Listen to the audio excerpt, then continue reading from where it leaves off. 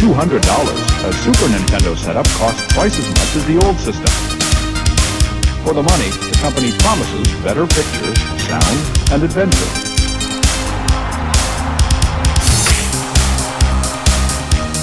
Now you're playing with power, superpower. You're the king, I tell you! The king! Only for Super NES. Only on Super NES.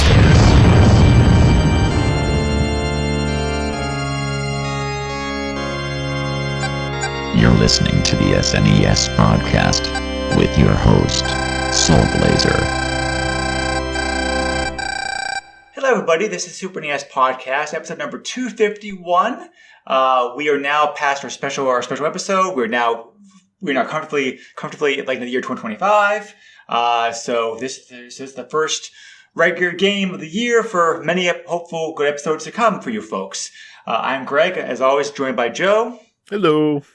And we kind of came up with this one to cover today as kind of spur of the moment because I never heard this game before until I happened to see a news announcement that this game was one of three games that Nintendo recently just quietly dropped onto the Switch for Super NES emulation support. Which, by the way, some people were surprised there's still trickling games out on the Switch. Even the Switch 2 was announced, but I mean they are still releasing games. I mean, like Wario Land 4 just got announced coming out like pretty soon. That should be out by the time that this podcast drops. So yeah, and the Ridge Racer 64 just came out recently as well too. So so they are still trickling on games on the system. I mean, I wish it Do they have an excuse for not opening the faucet? No, but we are glad they are still adding games. So I never heard of this game, Super Ninja Boy. So I'm like, okay, well, it's on here. It's easy to play now. So don't even bother. Don't even bother needing to fire up the emulator and play it that way. But so I believe you said, Joe, that you had never played this. That you had never played this game before either. Nope, this is a totally new experience for me. Okay, all right, cool. So, Super Ninja Boy is kind of an interesting game to talk about its own right because it has some history and lineage behind it. So, this is actually part of a franchise where most of the games, as typical for some franchises, stayed in Japan. So this is part of the so-called Super Chinese franchise, which got its start with the game called Super Chinese, also known as Chinese Hero, which came out in the West as Kung Fu Heroes, which was an arcade game later ported to the Famicom and NES in 1984. So, but most of the games in the franchise were then role-playing games, starting with the sequel, Super Chinese 2, which also came out here in the States as Little Ninja Brothers. For the NES 1989. So some of the games the franchise came out here in the West. Besides those two, we also got Ninja Boy 1 and 2 for the Game Boy, which the first was an action, the second was a role-playing game, and then we got this one, Super Ninja Boy, which is the last game of the franchise that came out here in the West. The last game in the franchise appears to be Super Chinese Fighter EX, came out for the Game Boy Color in 1999. So it definitely looks like one of dead franchises, but I played a little bit of Kung Fu Heroes and Little Ninja Brothers by my NES as a kid, and they were alright games. But I mean, they weren't anything amazing, but they were they were competent games what they were. So the main change being that while the original Japanese games play heavily into the Chinese theming with being Kung Fu fighters and whatnot, they made it more ninja for the Western market because ninjas have always been popular over here. This was during the 80s when the ninja craze was going on, that kind of stuff. So but beyond that, the games are pretty much mostly the same as they were originally in the West, but Super Ninja Boy is a sequel to the NES game Little Ninja Brothers, which in turn is a sequel to Kung Fu Heroes. You'd want to be technical right all right. that, but But anyway, just knowing it's part of the same franchise is good enough. So the games, like all these games are developed by a company called Culture Brain Incorporated, which was a Japanese video game publisher that's still around today. They were formed in 1980. They've changed names a few times over the years. Their original name when they formed in 1980 was Nihon Game Corporation, and they appear to have gone back to use that name again as of 2021. So most of their these days, however, they're a small company. Their games don't get released in the West because they shut down their Culture Brain USA branch like the mid 90s. The last of their games to come out here in the West was a game called Flying Dragon for the N64, which was good. Apparently deemed to be good enough that Natsume published it here in the U.S. But with that one exception, most of their games have not been seen in the West for a long time. So. They have done a bunch of franchises over the years. We mentioned briefly their Who No Ken franchise when we talked about Ultimate Fighter in our bad Super NES games podcast recently. So that's so that along with Super Chinese franchise was two of the biggest franchises. They also had a whole franchise which people just call the baseball simulator franchise. So, which two of those games came out here in the West, and were and quirky games, but they're fun. Baseball Simulator 1000 for the NES and Super Baseball Simulator 1000, just like the Super NES. So.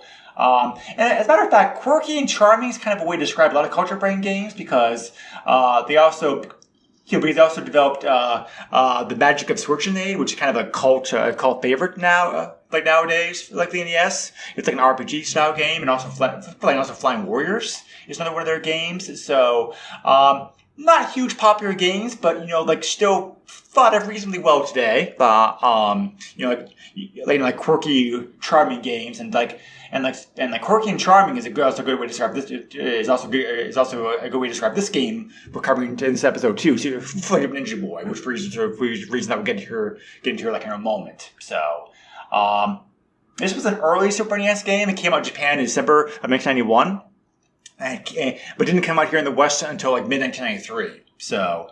It was available on the Wii U Virtual Console before in the past, and which may be a reason, Joe, why Nintendo decided to bring over the Switch, because of they already had re-released the game once. Why not do it again? Because I'm sure they already had the ROM and everything else already ready to go and formatting and etc. Whatever. Just was easy peasy for them just to turn to the system. They can do it that way. Right. So.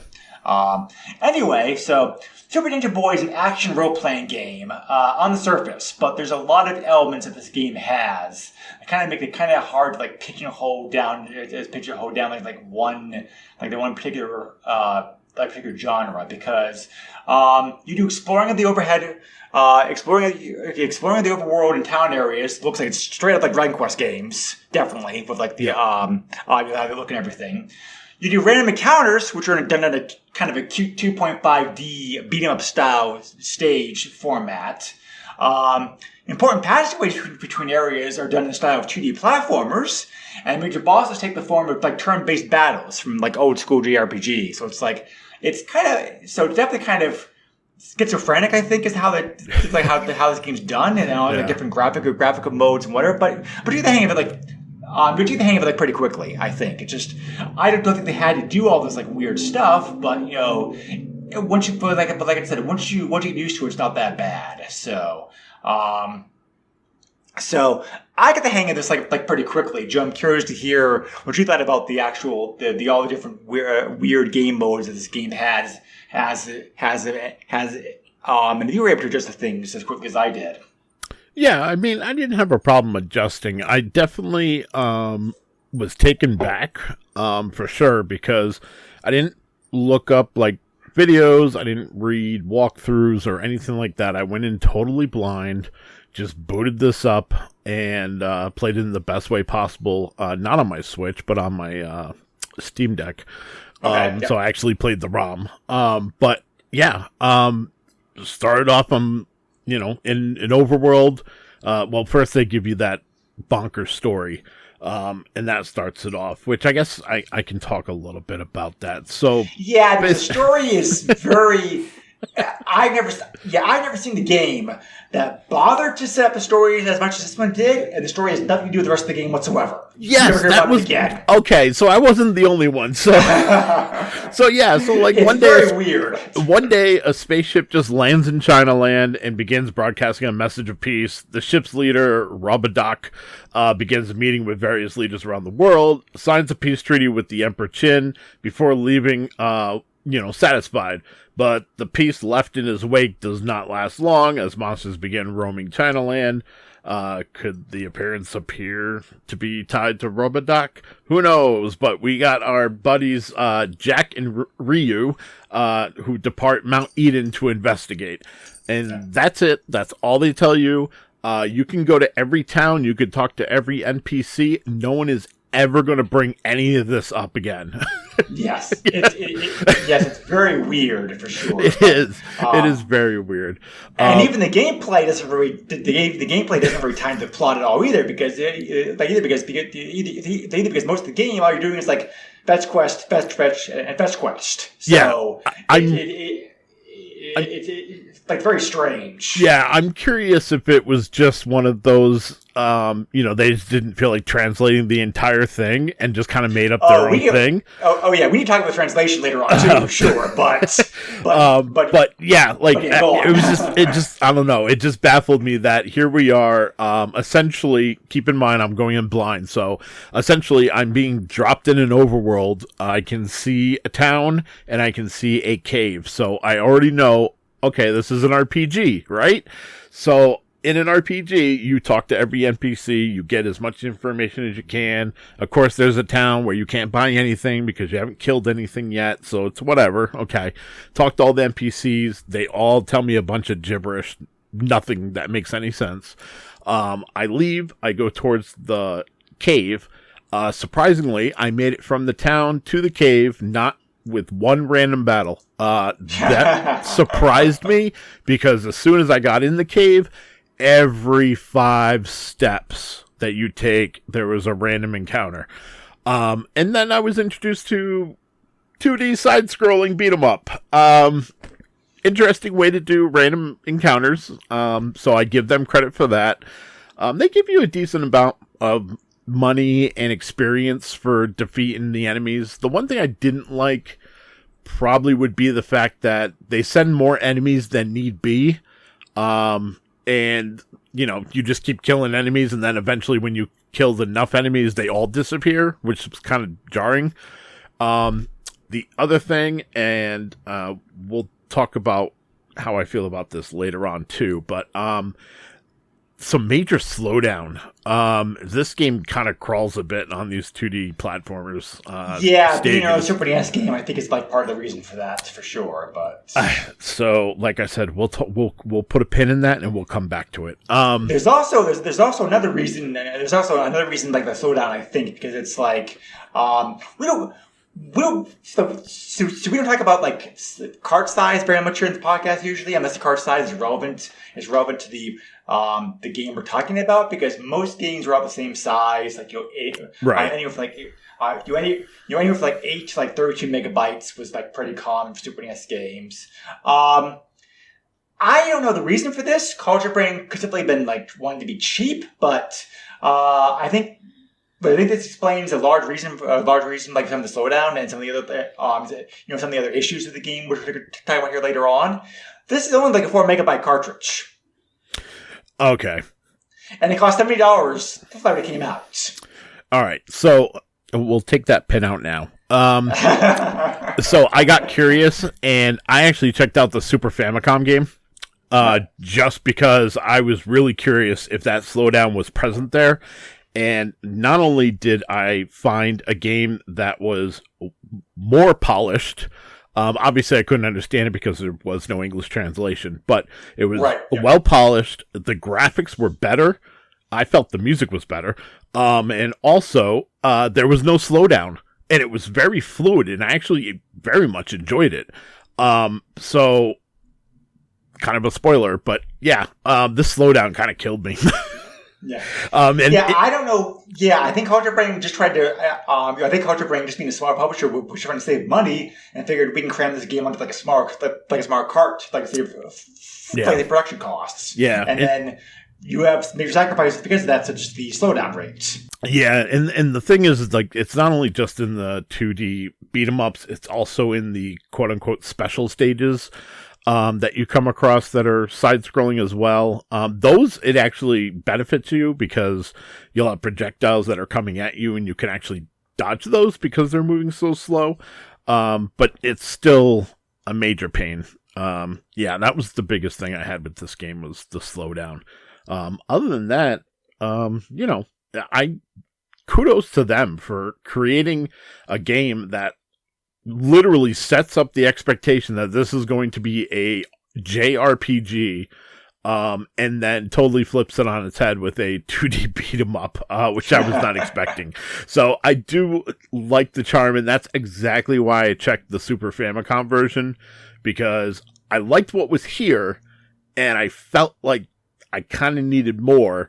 And then when I saw the Super Famicom version, and I saw the graphical difference, that made me really start thinking. So, of course, then I started playing through that game blindly, because I do not know a lick of Japanese. But, I no slowdown, no nothing. I was surprised. I also think they actually give you a little bit more experience and money in that version as well. But, yeah, I could be wrong. Yeah, I wouldn't know because I never played that version. I was gonna say I didn't take too many notes because I specifically knew we weren't talking about that version.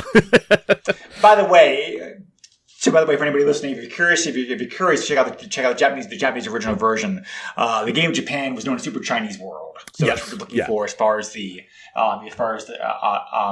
name. So, it's like I definitely agree with a lot, just like what you said, and there are other problems with this game besides just like the slowdown. The graphics, as you mentioned before, the graphics are not that great, at least not by Super NES standards, because it's the sprites are large enough, and there's some good variety to some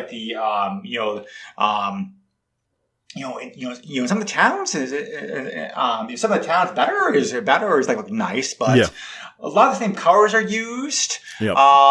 The graphics tend to have kind of a squished down low poly look because they're on a small cart. I think basically is the problem, but they're just not particularly great graphics. Graphics, they're fine, but you see a lot of the same things used over and over and over again. And the lack of animation frame doesn't help things either, for sure. Right. So, and you already mentioned the horrible frame rate. Yeah, and I actually think, and I only say this because obviously, again, I don't speak Japanese, so I can't verify. But one of the items that you get in this game is a dragon egg.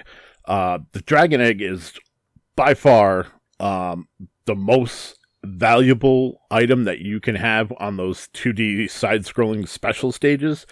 It allows you, well, first you can hold it to 15. On top of that, it allows you 5 seconds of flight. So you can literally just fly over the level.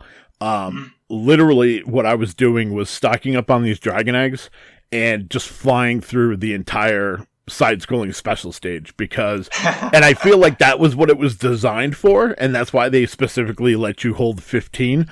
I think they knew that some of those stages were going to be a little difficult because of the frame rate and being able to get through. Because when I tried to go through, normally you would get hit and it would take forever for your guy to recover from the animation of getting hit. Yeah.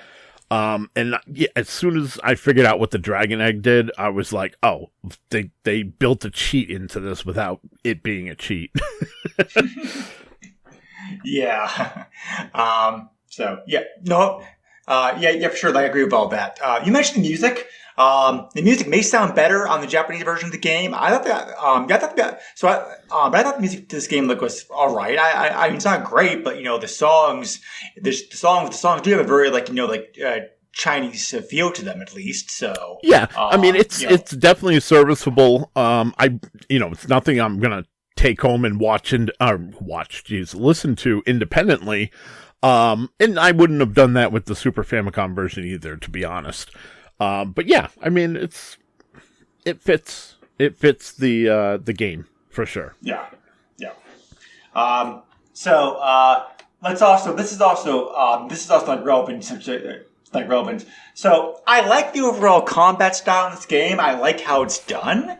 I think that the combination of the 2.5D fighting areas and also the traditional boss fights is fun. It's fun. It's a nice combination for a game, but it's just poorly executed, like for several reasons, which most of them we're talking about. There's a lot of technical problems like the game. But one thing we haven't mentioned yet, I'm curious to know if you had the same frustration I did, Joe. Hit detection in this game is not very good either, I didn't think. See, so yes, hit detection does stink in this game. I also think that has something to do with the frame rate issue more than anything else. But you know what?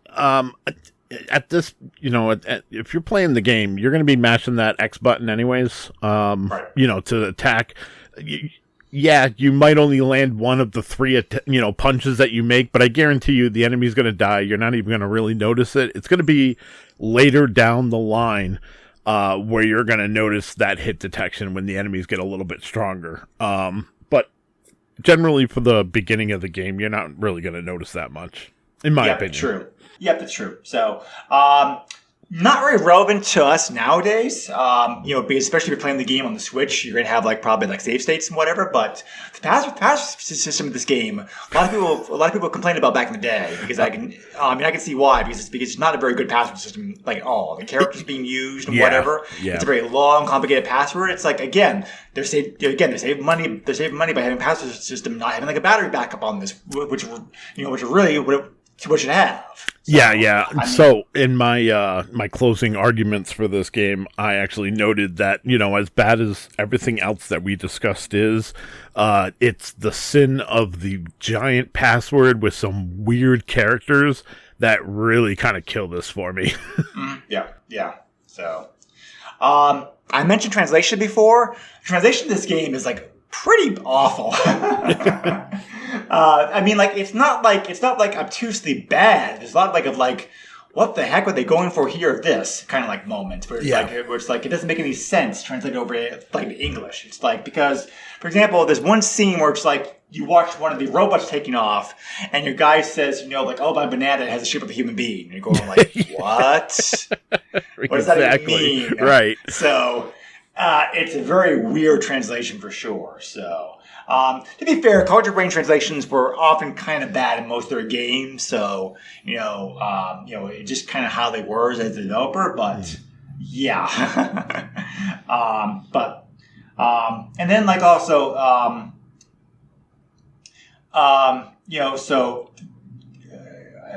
one of the other big problems with this game, which Genjora touched upon, the encounter rate in this game is atrocious. This may be even worse than the Lufia games as far as how often you run into a random battle, because late in the game you get abilities items to help you with that. But for most of the game, you're literally going through one fight. Maybe 2 seconds later, you toss another one again. It's a horrible attrition rate as far as encounters. It's I don't know why it's so bad. When you mentioned Dragon Warrior earlier when describing this game, I literally thought that was the whole reason you used that as the analogy, because of the encounter rate being so bad. It's worse than Dragon Warrior. It's awful, but it's I don't know why it's bad. But I'd be hard pressed to remember a game where it is this bad. Yeah. Now, we've talked a lot of crap about this game. I do want to say that this game does have some positive things to it. It's as I mentioned before, the game is very charming. If you can overlook the game's flaws, there can be some fun to be had here. The game's very charming and cute with its gameplay style, the graphics. The Difficulty level I thought was fair, and like being balanced out throughout the whole game, so that's good. Yep. That's not like a positive thing to say about it. Some of the animations are very good. There are some like very like good looking cutscenes for sure, which kind of make up some of the like poor grade graphics. Like whatnot, and if you're familiar with other, and if you're familiar with the culture range of other games, there are some nice cameos and tie-ins to other games that they made as well too, sprinkled throughout the game as well also. So there's there's all that like going forward as well too. So yeah, and I was gonna say, where this game really shines, in my opinion, are the boss fights. Boss fights are fun. Yep. Because you have the turn like. Honestly, this entire game should have been turn-based. If they were going to drop, and put it on a smaller cart, that would have been the way to go.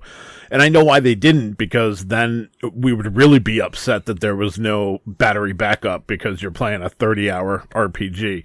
But, I mean, the bosses, when you have those turn-based fights with them, the bosses have large sprites, they're well detailed, they're colored well. They really are the show here in this game, compared to everything else. And we only get like 6 of them.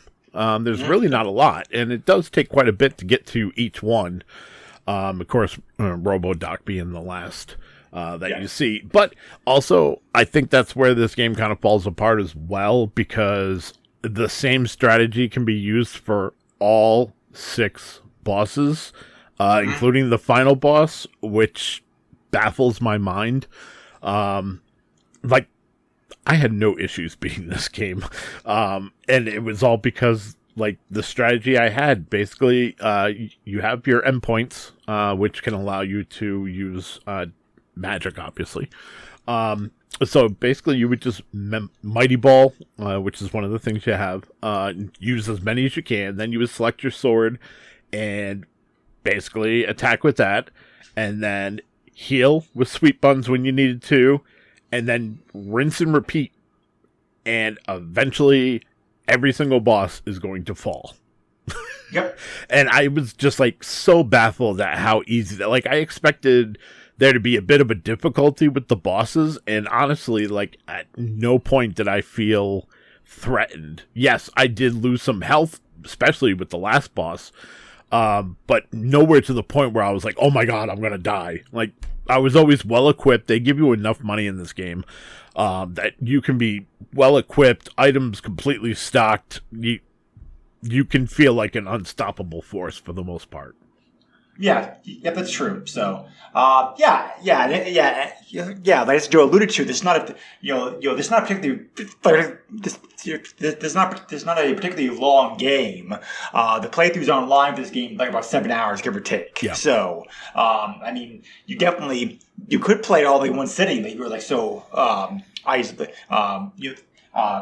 so empowered to do so, but which is again another reason for how much this game was being charged for new back in the day. It's kind of surprising about that, but yeah, there's not like, but yeah, there's not a long game by any means, but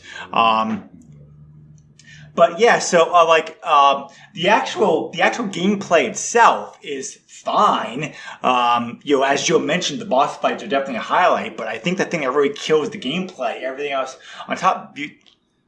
Besides everything else, it's like, a game built on fetch quest is fine. I mean, it's boring, sure, but at least that's competent enough. What kills this game, and it's another good game, and it's not the first game we've talked about which has a sin, is like you have to go. Usually from a fetch quest, you have to go all the way across the map to do that to do the fetch quest. Combine that with the ridiculously high encounter rate, and forget about it. Yep. You're just like, I have to go all the way over there. Well, frig that. I got something else better to play. But just the charm. The charm of the game is cute. It's well balanced game difficulty wise. It has some high marks, but in summary, everything weighing this game down really hurts this game from being something I can recommend personally, because you have the problems about the repetition not being very good, the screwed up hit detection, the password system being used for save, the sheer number of the long distance fetch quests, the very simple graphics and music, and like the ridiculously high encounter rate. It all it all counts together to sync a game that otherwise actually has some pretty fun concepts to it. I mean, like if they had like been able to work out like all these bugs and whatnot, the game could have stayed even like fetch quest. If the game just ran platter, basically the Super Famicom version that Joe was talking about. Yeah. If we got that version of the game instead, this could have been like a very like fun, unique game. But as it is, the version we got over here in the West is so weighed down by the issues and bugs. The bugs are just not like a very like fun game at all, unfortunately. But there's if you're curious about the game, watching somebody else play it. Maybe recommend it. There is a multiplayer mode to the game, which we haven't talked about too much here, but I was actually just going to bring that up. Yeah, so if you have somebody to play the game with, that helps for sure. Especially if it's a drinking game, like whatever. But anyway, it's a very cool idea. It's a very cool concept. Again, like I said before, like Culture Brain games are known for being are known for being like very like unique and quirky and charming, but it usually works better than this one does. Unfortunately, I think probably because the fact that they did this as a poor translation, trying to cram everything like a 4 kilobyte cart. It all just weighs together to make for a game that's not very much fun to play, unfortunately. Nintendo once again added a game to the Switch that they could get for cheap, I'm sure, but unfortunately, as much as I want to like this game, and there are highlights of the game for sure, at the end of the day, I just can't recommend it because of all the problems that we talked about, unfortunately. So, which is a shame because like this, this franchise definitely has like quirky and fun games to it for sure, but. The NES games are definitely better games than this one was. Yeah, and that's why I wanted to shine at least one more positive factor into this. So in towns, you have a convenience store that you can enter. Yep. So in the convenience store, you have the option to be revived. If you're playing 2-player and they're dead, you can revive them, which is nice. You'll get your password, but probably the best thing is the fact that you can, on the fly, turn it from a single player to a multiplayer game. By walking into the town, plug in the second controller, and there you go. It's a 2-player game. And then you can shut that off if you get to the next town or whatever, you know what I mean? If they got to run. But, so I did like the fact that, not only is it multiplayer, but it's, drop in and drop out multiplayer. That was pretty impressive. But like I said, that was like really the only other positive that I could really talk about. Yeah. So as in most cases, I think like a 2-player game would help the appeal of this game some. If you have somebody to play this game with and laugh at with somebody else. Yeah. And that would help. But as it is by yourself, so the sole player experience is just like.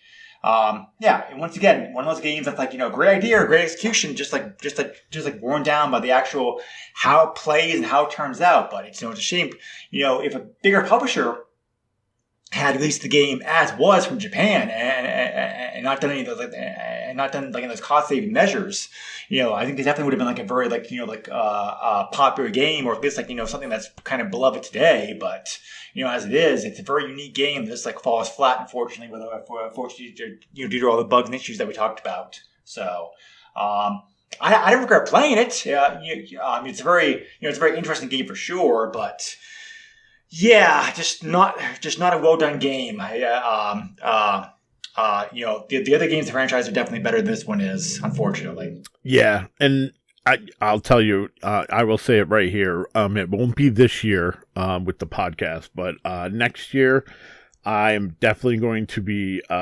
nominating Super Chinese Fighter as a game that we cover, because it is definitely a branch of this franchise that should be explored, because these side scrollers are fun and whatnot, and it's great that they incorporate the RPG aspect, but the fact that they made a full-on like one-on-one fighting game with these characters for the Super Nintendo, well, Super Famicom, completely blew my mind. And we already, spoiler, set our list for 2025. So it will definitely be a nominee for 2026. Unless we have to do a special episode at some point this year. Then maybe we'll throw that in there.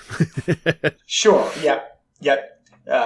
Yeah, for sure. I can definitely agree with that. So, but anyway, there are some unique passwords that you can use to do certain things in this game. They're very simple 2-letter passwords. One does what's called a conversation mode, and one does what's called an information mode, which basically just like put the game into that mode permanently. So you can there's also like a sound test you can also unlock as well too with like a password. So. This game's somewhat cheap on eBay, probably because of the fact that it's not very popular. You can get the game for like relatively normal Super NES prices, I feel like. 44 copies of the game sold recently. 44 copies of the game were listed as I've been doing the research. 23 copies of the game had sold recently. These prices again include shipping from North American copies only. Current prices of this game ranging from $20 to $41. And CIB ranging from $80 to $126. So I feel like that's pretty average Super NES pricing as far as the games go. Yeah, it's not horrible. Yeah, so I'm sure it wasn't a very big print run, but because the game's not very popular, let's keep the price tag down some for sure. Right. But anyway, yeah. So interesting game for sure. Definitely worth checking out if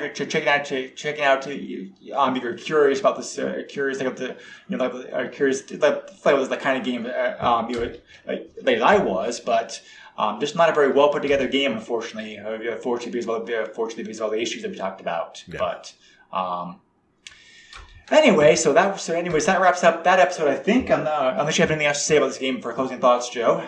No, I am most certainly going to at some point definitely explore the rest of the franchise. The NES games like pretty good. But I remember playing as a kid because I remember the NES games. Those were okay. But I'm talking like the stuff that was stuck in Japan. It seems like they just put more effort into those than the ports. And I don't know, like I said, I had fun with Super Chinese World. So, and there's 4 of them apparently. Yes. So there's quite a bit there, and I really am kind of interested to see, like, now that we've covered the first game, like, how did it evolve to like the 4th game? Like, you know what I mean? And then I'm sure they've done stuff after that as well. So, maybe some N64 stuff I'll have to explore. Right. Yeah. Yeah, for sure. So.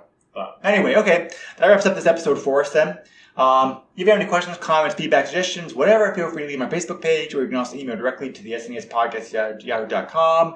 Joe, where can they reach you at? You can find me on X, Twitter, whatever, at JOESUX30. I do have a very public Facebook, not family friendly. You've been warned. Also, I do the Radical Retro Roundup, though I haven't done that since December. George is having some personal issues, so It is currently on hiatus. I don't want to say it's done, because I don't want to commit to that, but I'm most certainly not actively looking for a co-host, and I'm most certainly not actively looking for someone to fill in temporarily. I did put a call out there on Facebook, like if anyone was interested. No one got back to me, so I said, you know what? It's time to just kind of step away for a bit, let George do his thing, and then we'll come back better than ever when it comes back. Fair enough. Yep. So did you release all the episodes that you have then? There's something in the can? Yeah, no, I'm not. I don't plan ahead.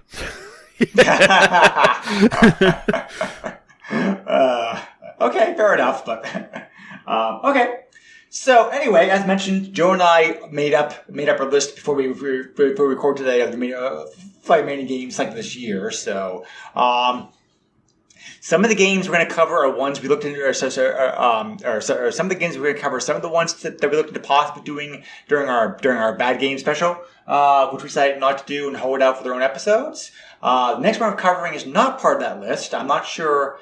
Actually, I'm not sure where you got the idea to do these games that from Joe, but because I remember them. I remember them as a kid. We're going to be covering the 2 Micro Machine games, Super NES, which I had no idea that there. I had no idea that there were 2 of them. I was only like we're at 1. Micro Machines 2 Turbo Tournaments. I think they're still around today. I'm not sure about that. I'm not sure. Yep. But, okay, the last game was, I think, 2016 was when. But they still made the cars, right? They do. Okay, yeah. It's very niche, and I haven't seen them on the retail shelves. At least under the Micro Machine names, but they still make micro cars that go with them. So, they're out there. But right. yeah, I mean, I knew of the original Micro Machines game. I had it for the NES. I think most of us of this age had that game for the NES. Code Breakers, great company. So I didn't, but I played it. I played it with friends for sure. So that's how I knew about it. But then I saw, I knew from being a Genesis kid that there was a Micro Machines 2. It was just a matter of figuring out whether it was ported to the SNES or not. And then when I saw that. Not only was it ported to the SNES, but the first game was also on the SNES, which I did not know. I was like, okay, we're doing both of these. Yeah. Like I said, I knew Micro Machines got a Super NES port. I did not know it was a sequel to that game, however. Yeah. So, but okay. It'll be good stuff. A lot of nostalgia next episode. I guarantee you that. Right, for sure. So, okay. Sounds good. So that's what we're doing next time. So, so everybody, thank you very much for listening to us as always. Be safe, be well, and we'll catch you again later on in the next episode. As always, thank you very much for listening. And Joe, as always, thank you again for being here. Of course. All right, folks, take care. We'll catch you again next time. Later. Bye. Nintendo controls 80% of the video market. But no matter how you play the game, or which game you play, things definitely have come a long way since Pac-Man. Now you're playing with power. Deep power.